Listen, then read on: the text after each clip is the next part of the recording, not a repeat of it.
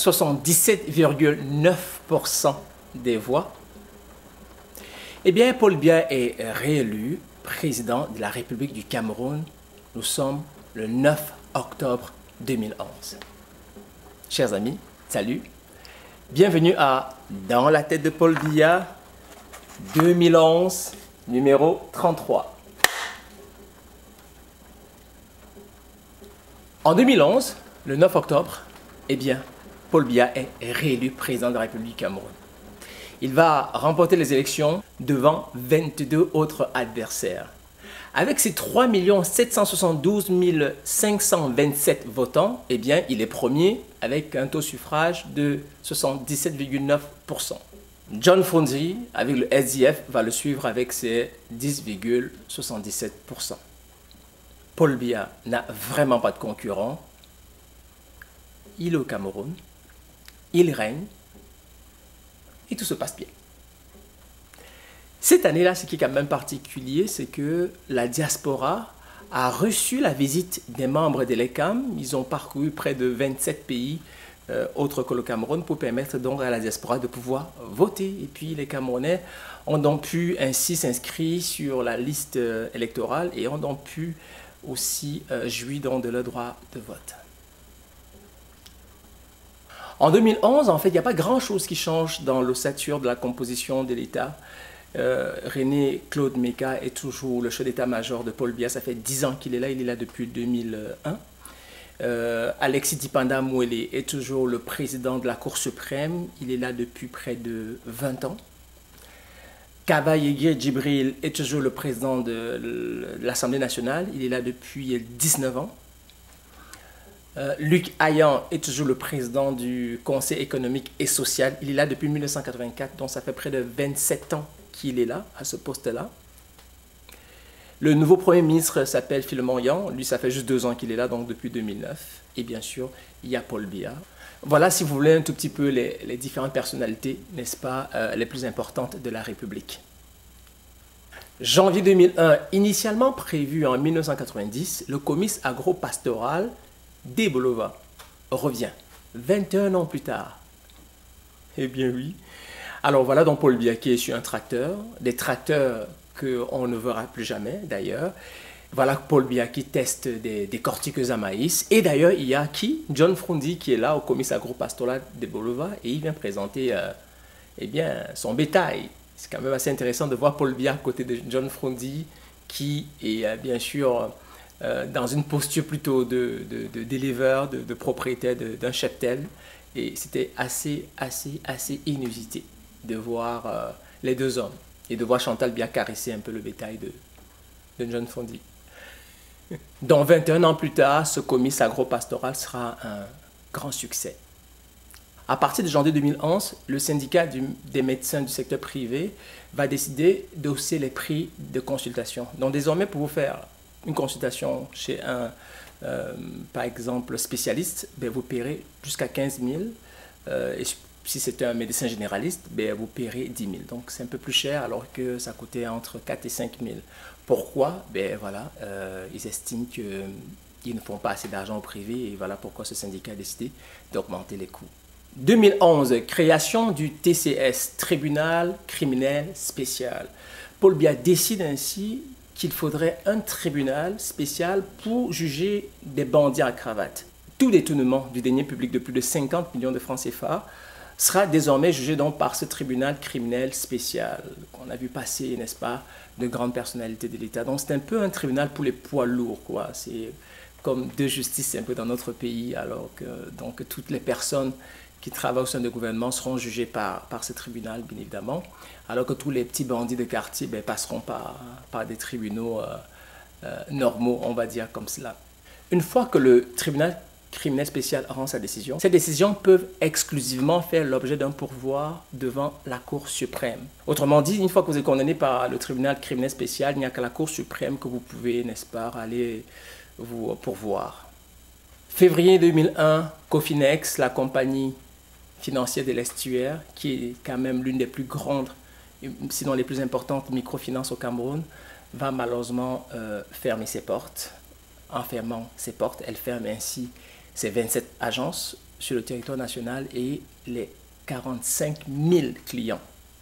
On sait très bien que Cofinex meurt parce que ses actionnaires ont été très gourmands, très avares. Ils ont pris beaucoup d'argent, selon ce que la commission bancaire d'Afrique centrale a pu dénicher sur place. Et Cofinex était déjà sur un respirateur actifié depuis 2007. Et voilà, en 2011, c'est la fin. 10 février 2011, Paul Biya annonce dans son discours à la jeunesse la création de 25 000 emplois à la fonction publique répartis comme tels. 7 700 pour le septentrion, Adamawa, le nord et l'extrême nord. 3 750 pour le centre. 3 000 pour le littoral. 3 250 pour l'ouest. 3 000 pour le nord-ouest. 2 000 pour le sud-ouest. 1 000 à l'est et 1 000 au sud. C'était en 2011. Nous sommes en 2020. Qui parmi vous fait partie des recrues de ces 25 000 postes? 26 février 2011, c'est la course de l'espoir, c'est l'ascension du Mont Cameroun. Et c'est donc un Camerounais qui va ravir la ligne d'arrivée. Je pense que les deux premiers seront des Camerounais, Eric Bacha et Lawal Ibrahim Bobo.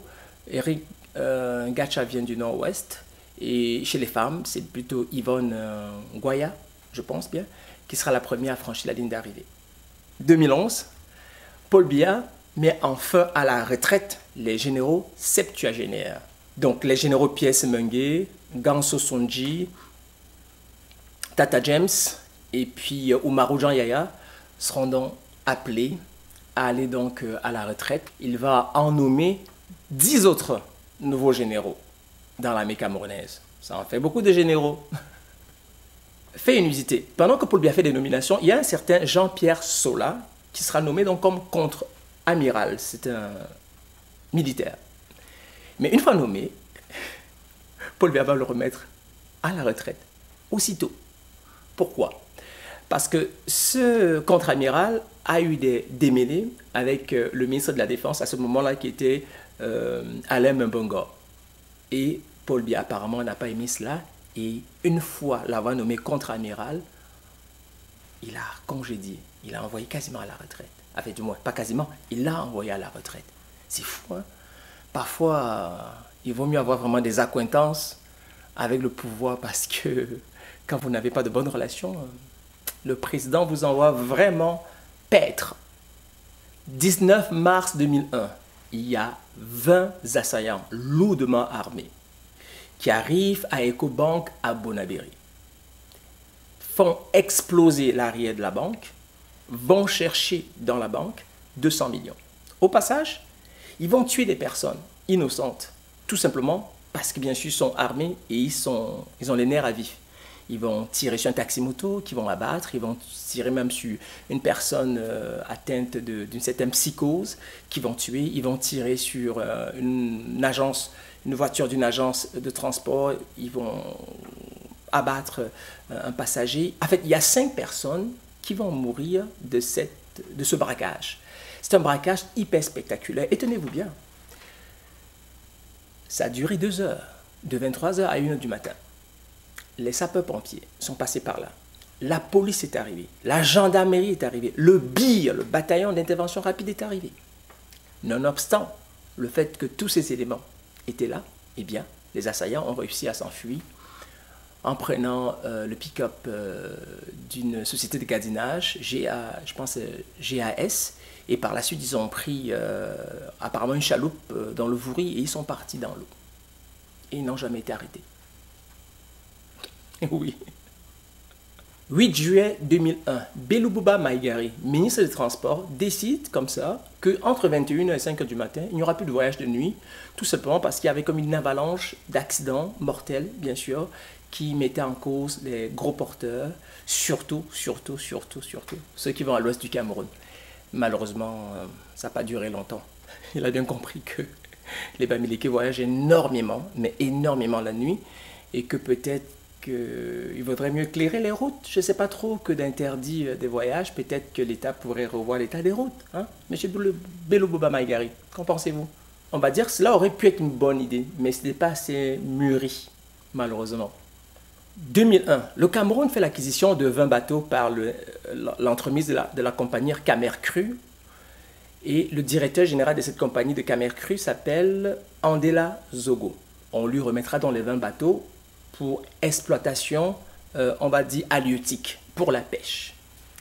Eh bien, il sera arrêté et accusé de détournement. Voyez-vous comment il va fonctionner comme tout bon voleur à la cravate? Il va prendre une partie du bateau qu'il va donc détourner hors des territoires du Cameroun pour exploiter ces bateaux-là à son propre compte personnel. Des bateaux qu'on a achetés, qu'on a contractés pour permettre à des pêcheurs de gagner de l'argent. Mais alors le monsieur, lui, il va se l'approprier une partie de ces bateaux et il va l'exploiter à son propre compte. En fait, voilà ce qui tue le Cameroun. Voilà vraiment la gangrène. C'est ça notre cancer. C'est-à-dire qu'on vous met PDG d'une entreprise publique et vous prenez donc les deniers publics, vous mettez dans vos poches, vous prenez le matériel de l'État et vous le détournez pour en faire votre usage personnel. C'est dégueulasse. Mais c'est comme ça que ça marche chez nous. Zogo Andela. Chapeau. Avril 2011, la ville de Saint-Milima, dans le Djaïlobo, va enfin voir des panneaux solaires illuminer ses rues. Son dispositif électrique désuète, bien sûr, avait plongé la ville de Saint-Milima dans une noirceur totale, facilitant ainsi, bien sûr, toutes sortes de crimes et toutes sortes de criminalités. Désormais, les habitants de Saint-Milima, ils ont dans les rues illuminées grâce aux panneaux solaires. C'est une belle et première expérience pour le Cameroun à travers donc cette ville, et ça a donc permis de réaliser que les villes gagneraient, bien sûr, à installer ces panneaux un peu partout. Ainsi, ça va lutter contre la criminalité et surtout, pour l'éclairage urbain aussi. 2011, vol inaugural de la Camerco. La nouvelle compagnie est prête, la Camer est décédée, Camerco pour voler de ses ailes. Est-ce que ça va bien aller? Wait and see. 2011, Paul Biya va inaugurer le port en eau profonde de Kribi. 2011, après Total, c'est le groupe Shell qui décide comme ça de quitter le Cameroun et de vendre sa filiale aux Chinois de la compagnie Adas Petroleum. 2011, le mobile money voit le jour au Cameroun. C'est un peu votre compte bancaire dans votre téléphone mobile. Facile, hein? Et surtout très pratique pour les hommes d'affaires. 2011, la Ligue de football professionnel voit le jour. Et devinez quoi? C'est le général à la retraite, Pierre Semengue, qui est donc chargé de conduire ses premiers pas. La Ligue de football professionnel organise essentiellement deux championnats, la Ligue 1 et la Ligue 2. 2011, le volleyball camerounais remporte sa 3e médaille d'or de l'histoire. La première avait été remportée en 1987 au Kenya. La deuxième médaille d'or, c'était en 1999 en Afrique du Sud. La 3e médaille d'or, ben voilà, c'était en 2011 et c'était à Maputo, au Mozambique. Toujours à Maputo, au Mozambique, les Lions Indomptables, donc la version féminin, vont remporter la médaille d'or. Elles vont battre ainsi en finale des Jeux africains l'équipe du Ghana. Cela leur permet ainsi d'avoir accès aux Jeux olympiques de Londres en 2012. Et toujours aux Jeux africains, pendant que l'équipe de volleyball masculine remporte la médaille d'or, eh bien l'équipe de volleyball féminin remporte à son tour la médaille d'argent. C'était une très belle année, n'est-ce pas, au niveau des Jeux africains pour le Cameroun. Eh bien, pendant que ça allait très bien pour les Jeux africains, malheureusement, ça n'allait pas bien pour l'équipe des Lions Indomptables. Samuel Eto'o, en novembre 2001, va écoper d'une sanction de 15 matchs parce qu'on lui reproche d'avoir mené ainsi une petite grève, si vous voulez, des joueurs de l'équipe de football qui, à cause des primes, une fois de plus, ont refusé de se présenter en Algérie pour jouer un match amical Cameroun-Algérie. Donc, ils étaient à Marrakech, au Maroc. Et ils ont refusé de prendre l'avion et c'est Samuel Eto'o qui sera sanctionné parce que, bien sûr, les billets avaient été vendus. La Fédération algérienne de football va donc porter plainte contre le Cameroun à la FIFA. Et le Cameroun, en retour, va sanctionner Samuel Eto'o parce que c'était le capitaine et c'est lui qui aurait été donc à l'origine de cette grève, ce refus de jouer ce match-là. Même si Samuel Eto'o le prend difficilement, cette sanction, il n'en demeure pas moins. Vrai qu'il est bien heureux parce qu'il n'est pas le premier à dénoncer, bien sûr, le versement des primes au Cameroun. C'est comme une malédiction dans notre pays où à chaque fois les joueurs sont toujours obligés de réclamer leur dû. C'est incroyable. C'est incroyable. Pour rester dans le registre du football, en 2011, le député anglais Damien Collins va porter plainte contre Issa Hayatou, l'accusant de corruption. Pas très content d'avoir perdu l'organisation de la Coupe du Monde 2022, puisque cette organisation sera offerte, c'est le Qatar qui gagnera le vote.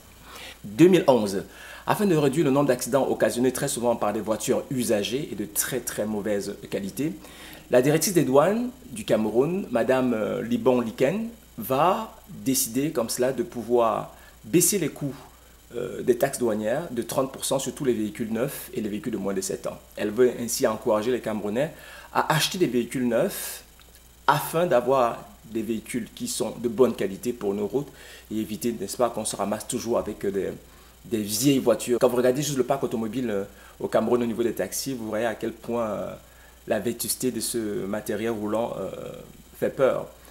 Et je pense que c'est une très bonne nouvelle que de pouvoir encourager les gens à acheter des véhicules neufs et de baisser les taxes, car le Cameroun est un des pays où les taxes douanières sont mais alors là, très élevées. Pourquoi les taxes douanières sont très élevées au Cameroun? En fait, c'est que le gouvernement a peur de la corruption. Et à chaque fois qu'on a peur que les douaniers ne volent, ben on n'arrête pas d'augmenter. Puis à un moment donné, les Camerounais ne sont plus capables d'acheter un véhicule neuf et d'être capables de payer les taxes douanières. Alors par conséquent, on a donc des vieilles voitures. Même Cuba a des plus belles voitures qu'au Cameroun parfois. 2011, lutte contre la corruption, Marafat Hamidou Yahya et l'ancien Premier ministre Inoni Ephraim sont aux arrêts, on les envoie en prison. On leur reproche bien sûr d'avoir détourné de l'argent dans le scandale de l'avion présidentiel. Mais ça, il faudra bien le prouver. Juillet 2011, le gouvernement, par le ministre des Finances, décide ainsi de fixer un service minimum bancaire garanti. Le service minimum bancaire garanti évite ainsi, lorsque vous allez faire vos transactions dans les banques au Cameroun, d'avoir les frais de ceci, les frais de cela, les frais de ceci, les frais de cela. Donc, et le ministère des Finances donc, demande à ce que chaque citoyen qui va donc à la banque soit informé de ses droits. Et c'est à partir de ce moment-là que les gens vont sentir leur portefeuille un peu soulagé, parce que jusque-là, c'était un peu du free for all, tout le monde faisait n'importe quoi. Et il a fallu donc que le ministre vienne donc siffler la fin de cette récréation. Au Cameroun, c'est toujours comme ça. C'est toujours une récréation, on siffle la fin. Après, il y a notre coup de récréation. Il n'y a jamais des règles établies au départ, c'est toujours n'importe quoi, n'importe qui fait ce qu'il veut, puis après l'État vient. Et voilà. Donc, on est toujours dans les mesures curatives, on n'est jamais dans le préventif. 2011, le consommateur camerounais est désormais protégé. Donc, il y a une loi 2011-012 qui maintenant protège tous les consommateurs camerounais des fausses informations qui sont souvent déclarées par des fournisseurs de produits. Donc, désormais, tout fournisseur de produits, que ce soit une denrée alimentaire ou un service qui déclare, qui omet ou qui déclare de fausses informations est donc passible d'une amende et même jusqu'à un emprisonnement. C'est bien. 2011, l'université de Bamenda ouvre enfin ses portes, les facultés de sciences, sciences de la santé et ses grandes écoles. Je pense qu'il y en a 5 grandes écoles à l'intérieur de cette université. Vont donc voir les premiers étudiants fouler, n'est-ce pas, le sol de cette université. 2011. Afin de désengorger le système de santé, surtout les grands hôpitaux que sont les hôpitaux de Douala et de Yaoundé, eh bien, le ministre de la Santé va ainsi installer des centres d'hémodialyse et d'imagerie médicale dans des hôpitaux régionaux au Cameroun. Donc, il n'y aura donc plus que Douala et Yaoundé lorsque vous avez vraiment besoin d'un traitement de la dialyse. Désormais, Ebolova, Bertois, Garoua, Bamenda et Boya vont avoir aussi leur part de centres d'hémodialyse et d'imagerie médicale. Aussi, l'implantation de ces centres d'hémodialyse et d'imagerie médicale va s'accompagner de l'aide de la part de l'État de près de 3/3 de la facture que chaque citoyen ou chaque patient était censé payer, c'est-à-dire que les patients payaient jusqu'à 15 100 francs pour une dialyse. Eh bien, l'État va supporter les 2/3 de cette somme-là. Donc, désormais, l'État va supporter le montant de 10 100 francs et le patient aura juste 5 000 à payer. Ce qui n'est pas mauvais vraiment, honnêtement, quand on y pense bien. Ce sont des petites mesures comme ça qui vont beaucoup aider des citoyens qui, on le sait très bien, n'ont pas un pouvoir d'achat assez intéressant. 2011, Paul Biya déclare la guerre au paludisme.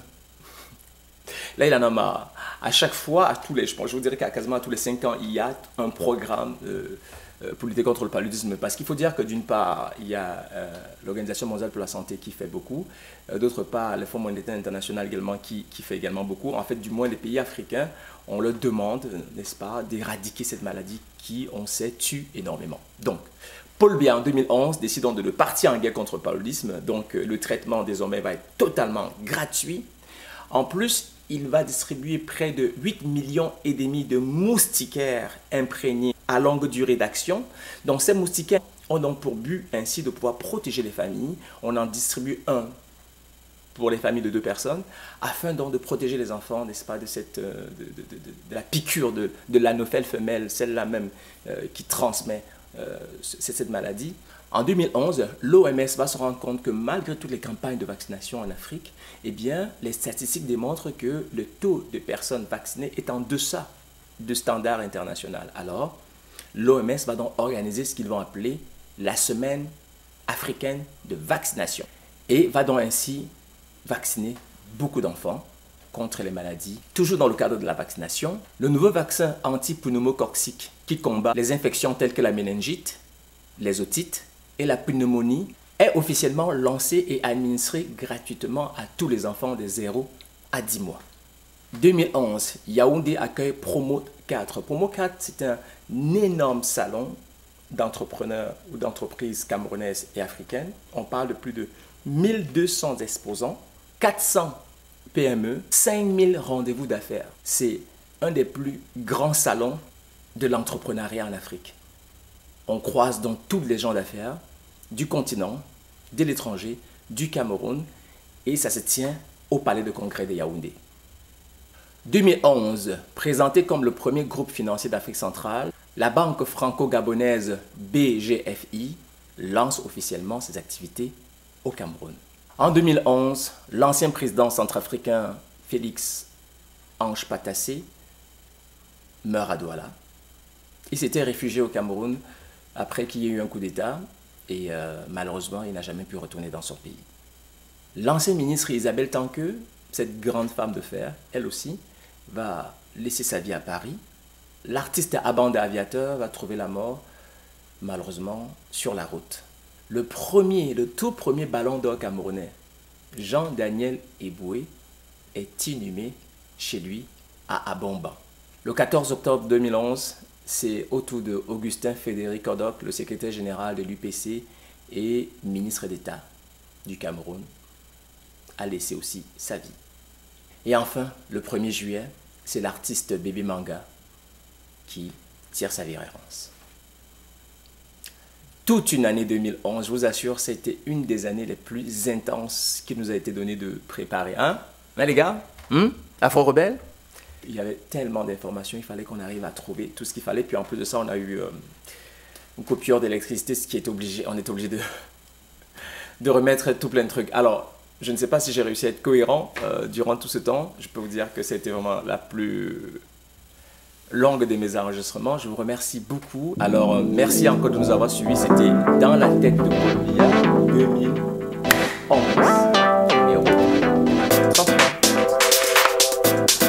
Bonne journée.